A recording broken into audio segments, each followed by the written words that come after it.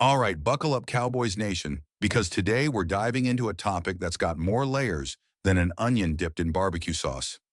The Dallas Cowboys cornerback room. And trust me, it's not just another injury update or standard depth chart review. No, this is a full-blown, behind-the-scenes chessboard situation involving future stars, rehab timelines, mentor-mentee bonds, and a possible reunion that could quietly reshape the entire secondary if the front office decides to pull the trigger. Because yes, we're talking about Stephon Gilmore. We're talking Trayvon Diggs and his sneaky IR start. We're talking about Savion Riley-Revel's recovery arc and Amazon to NFL journey. Josh Butler's grind back from a Thanksgiving ACL, Momu's underrated value, and the wildcard chaos of Elam, Carson, and Booth Jr. But before we even hit the core of this Cowboys cornerback dilemma, let me ask you straight up. How would you grade the Cowboys cornerback room right now? I mean, if we're being real about it, not fan biased, not hyped up by training camp fluff, just honest, is it an A? Is it a B? Or are we teetering dangerously close to a C minus heading into a make or break season with Super Bowl expectations still smoldering in the distance, like heat waves rising off a Texas highway? Because folks, I gotta tell you, Nick Harris, who I honestly think is one of the sharpest beat writers covering this team, dropped some interesting insight that flew under the radar. And when I dug into it, I couldn't shake the feeling that something's brewing. Now I know we all saw Wani Thomas tweet out those cryptic little posts with Gilmore tagged, and I know 90% of you immediately thought, he's coming back. And to be fair, I get it. Because let's be real, when a veteran like Gilmore responds to a tweet with great talks and that kind of vague energy, it's not meaningless, especially when you factor in the mentor vibe Wani clearly has with him. Now look, maybe it's just a friendly check-in, maybe it's nothing at all, but you and I both know the Cowboys need a stopgap corner, and Gilmore is still out there. He still fits. He never wanted to leave in the first place. And unlike chasing some unknown option, you know exactly what you're getting with him. Steady veteran presence, strong technique, football IQ through the roof, and the ability to stabilize a secondary that's looking a bit more fragile than we'd like to admit, especially when you factor in the uncertainty surrounding Trayvon Diggs.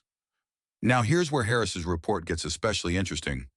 He says Diggs could be ready for week one, that it's not a total long shot, but the more likely outcome is a short-term IR stint that would sideline him for the first 4 games. And if that's the case, I'm honestly okay with it. Because if you told me right now that Diggs only misses 4 games, sign me up today, no hesitation. I'd take that in a heartbeat, especially considering how catastrophic this injury could have been. The man is still a dynamic playmaker, flaws and all. He's the kind of corner who can turn the tide with a single INT. And yeah, we all know he's not a tackle monster. But if you can get the rest of your defense humming, let Diggs do what he does best. Make quarterbacks regret testing him. So yeah, I'm more optimistic after hearing Harris's intel. And that's not something I say lightly. Because before this, the timeline was vague, the optimism was manufactured, and the idea of him being back in week one felt more like wishful thinking than anything grounded in rehab science. But Harris says there's a shot, and now my radar's on high alert. But it doesn't end with Diggs because you've also got Josh Butler, a feel-good story from last year, still battling back from his own ACL tear suffered on Thanksgiving. And according to Harris, we're talking midseason at best for a return, which basically means you can pencil him in for a practice squad stash unless injury chaos opens the door for his comeback, which, let's be honest, is always possible with this team. But Butler was one of those guys who flashed when the team was desperate, made you go, wait, who is that dude? And if he can work his way back, keep developing, he might just steal a spot from someone who thinks they're safe. And then there's Savion Rebel, the Amazon night shift warrior turned NFL cornerback prospect with all the physical tools you want. Length, size, speed, raw explosiveness. But the injury has slowed his momentum. And even though the Cowboys expect him back early in camp, maybe not day one, but close, I can totally see them playing it safe, stashing him on the PUP list for a few days or a week or two, just to make sure everything is firing before they unleash him.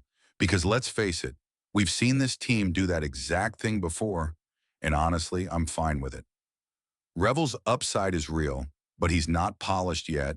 He's got developmental curve ahead, and if you rush it, you risk losing a guy who could evolve into a long-term contributor.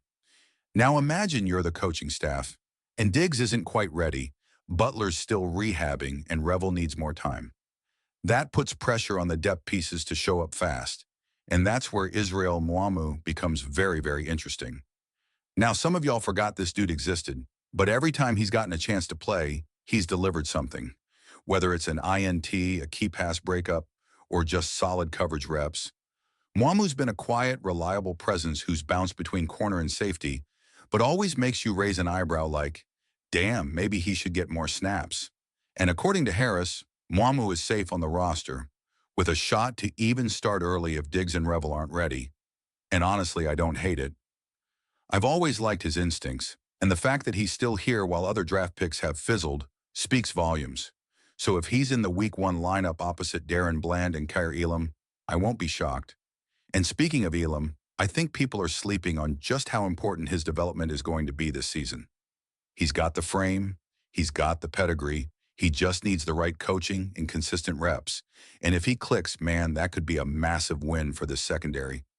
Now the question becomes, who takes that fifth and maybe sixth cornerback spot, assuming the Cowboys carry that many? And this is where the real drama begins, because you've got Kyan Carson, who I was pretty hyped about coming out. He's young, talented, but the rookie year was rough. And even though he was battling a shoulder injury, it's put him in prove-it territory heading into camp. Harris says if there were 5 safe corners, Carson would have been the 5th, and I agree. But it's a soft safe. He's got to show something, not just potential, but production. Now you've also got your fringe guys like C.J. Goodwin, who's really a special teamer, Keeman Hall, dark horse vibes again, Robert Rochelle, solid ST resume, and Andrew Booth Jr., who, man, I hate to say it, but this might be it for him.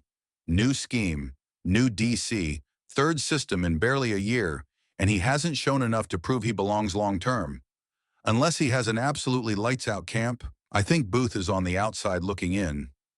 Now let's circle back to Gilmore for a second, because I don't want to lose this thread.